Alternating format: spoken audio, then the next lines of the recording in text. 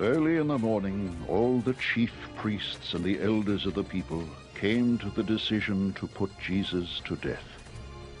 They bound him, led him away, and handed him over to Pilate, the governor.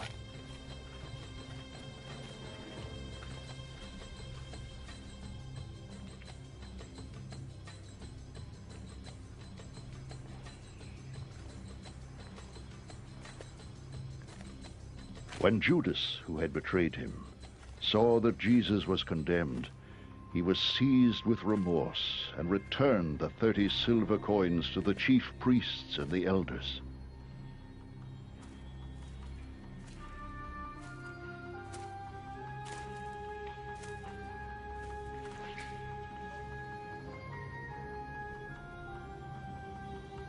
I have sinned, he said, for I have betrayed innocent blood. What is that to us? they replied. That's your responsibility.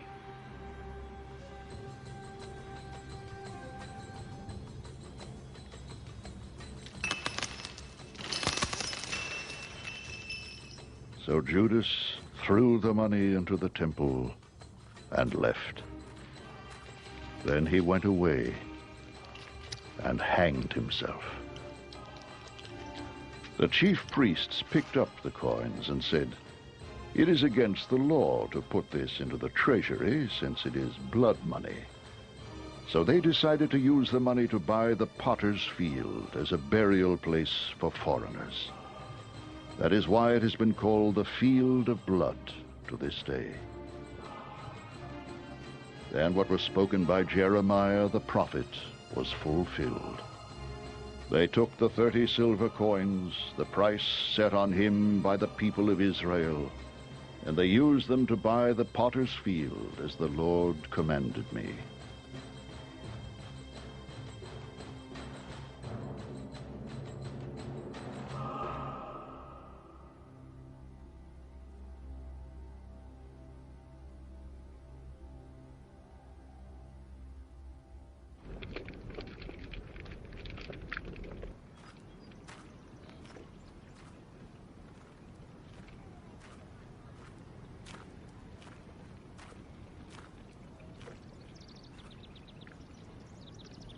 Meanwhile, Jesus stood before the governor, and the governor asked him, "Are you the king of the Jews?"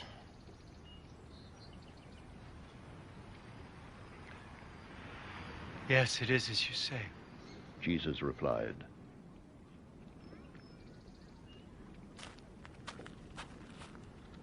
When he was accused by the chief priests and the elders, he gave no answer. Then Pilate asked him, "Don't you hear the testimony they are bringing against you?" but Jesus made no reply, not even to a single charge, to the great amazement of the governor. Now it was the governor's custom at the feast to release a prisoner chosen by the crowd. At that time, they had a notorious prisoner called Barabbas. So when the crowd had gathered, Pilate asked them, "Which one do you want me to release to you? Barabbas or Jesus, who is called Christ?" for he knew it was out of envy that they had handed Jesus over to him.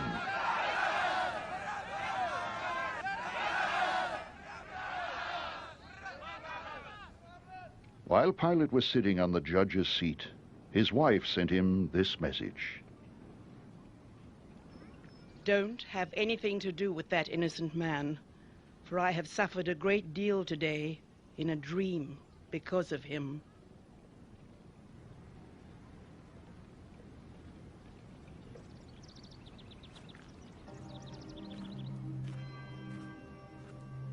But the chief priests and the elders persuaded the crowd to ask for Barabbas and to have Jesus executed. "Which of the two do you want me to release to you?" asked the governor. they answered. What shall I do then with Jesus who is called Christ? Pilate asked. They all answered,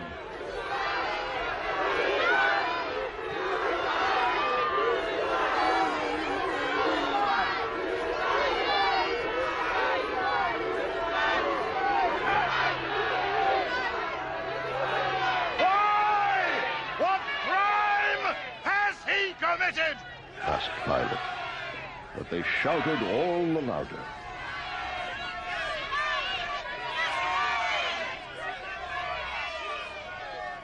When Pilate saw that he was getting nowhere, but that instead an uproar was starting, he took water and washed his hands in front of the crowd. I am innocent of this man's blood, He said. It is your responsibility. All the people answered,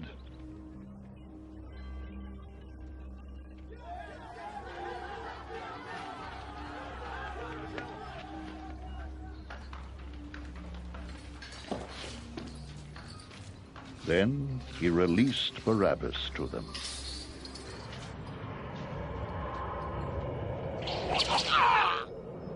But he had Jesus flogged and handed him over to be crucified.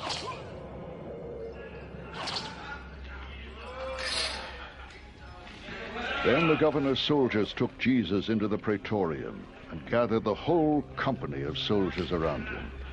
They stripped him and put a scarlet robe on him, and then twisted together a crown of thorns and set it on his head.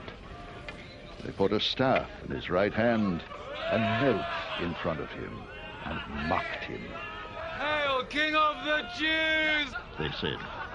They spit on him and took the staff and struck him on the head again and again. After they had mocked him, they took off the robe and put his own clothes on him. Then they led him away to crucify him. As they were going out, they met a man from Cyrene named Simon, and they forced him to carry the cross.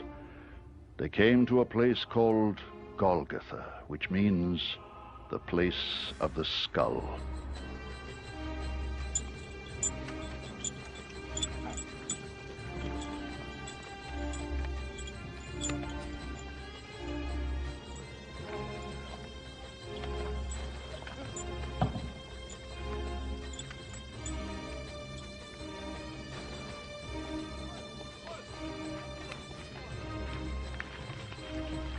There they offered Jesus wine to drink, mixed with gall. But after tasting it, he refused to drink it.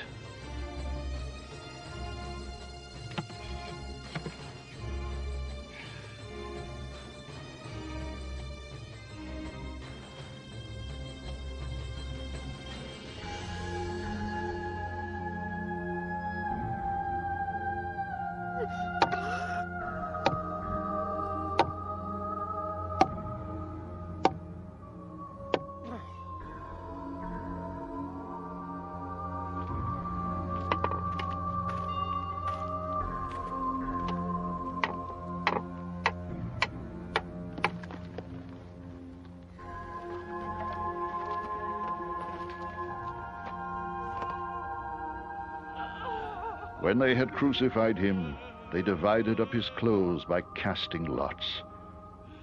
And sitting down, they kept watch over him there.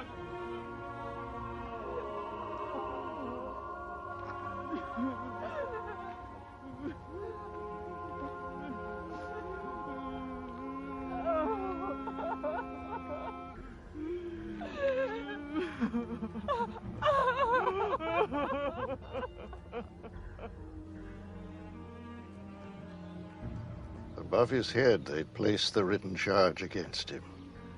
This is Jesus, the King of the Jews. 2 robbers were crucified with him, one on his right and one on his left. Those who passed by hurled insults at him, shaking their heads and saying, You!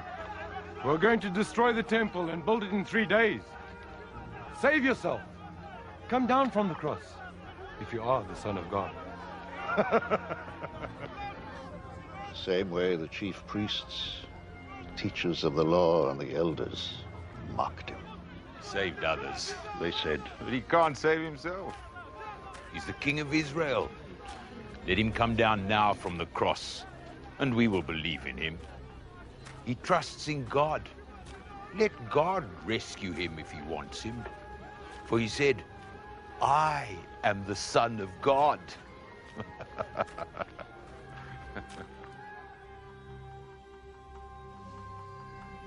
In the same way, the robbers who were crucified with him also heaped insults on him.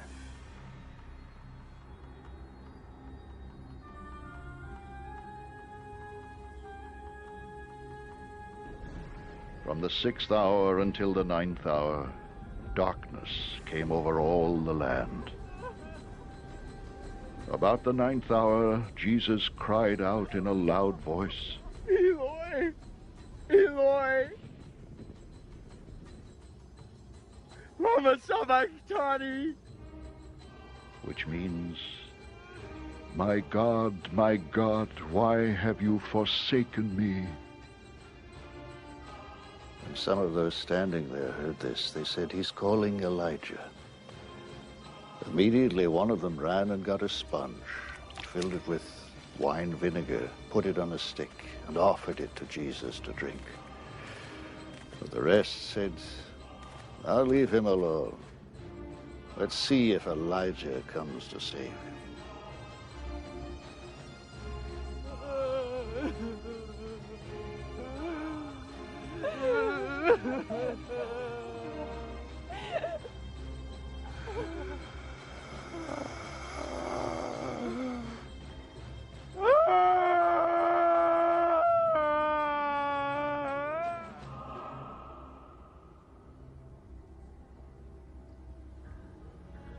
Jesus had cried out again in a loud voice. He gave up his spirit.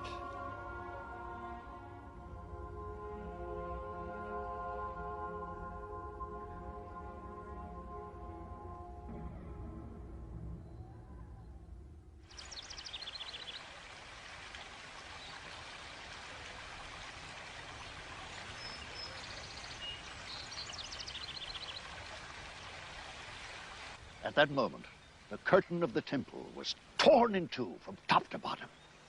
The earth shook and the rocks split. The tombs broke open, and the bodies of many holy people who had died were raised to life. They came out of the tombs, and after Jesus' resurrection, they went into the holy city and appeared to many people. When the centurion and those with him who were guarding Jesus saw the earthquake and all that had happened, they were terrified and exclaimed, surely he was the Son of God.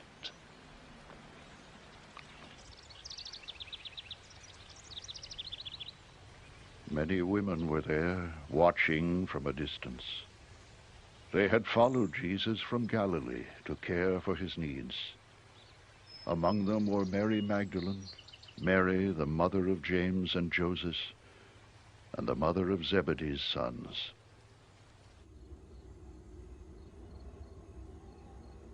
As evening approached, there came a rich man from Arimathea named Joseph, who had himself become a disciple of Jesus. Going to Pilate, he asked for Jesus' body, and Pilate ordered that it be given to him.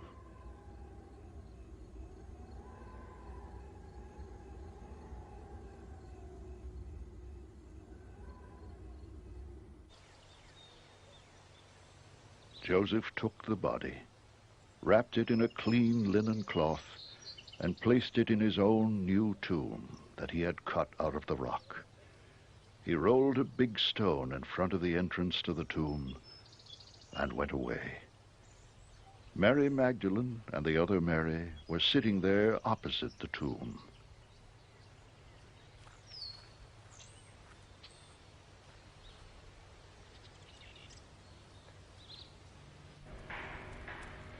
The next day, the one after Preparation Day, the chief priests and the Pharisees went to Pilate. Sir, They said, We remember that while he was still alive, that deceiver said, "After 3 days I will rise again." So give the order for the tomb to be made secure until the 3rd day. Otherwise his disciples may come and steal the body and tell the people that he's been raised from the dead. This last deception will be worse than the first.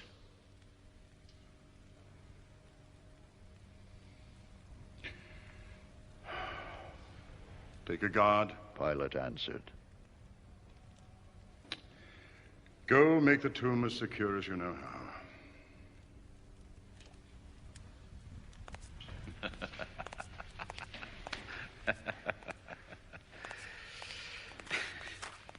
So they went and made the tomb secure by putting a seal on the stone and posting a guard.